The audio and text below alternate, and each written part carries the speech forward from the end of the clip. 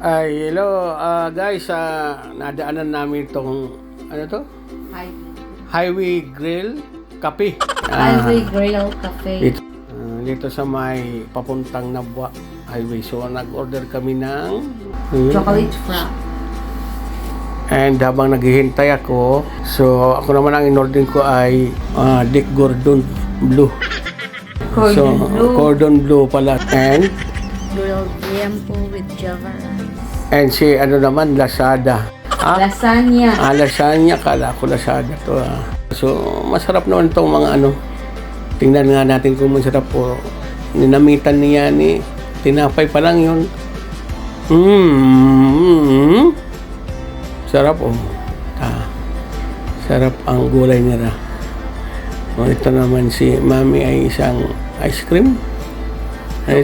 Chocolate. Props.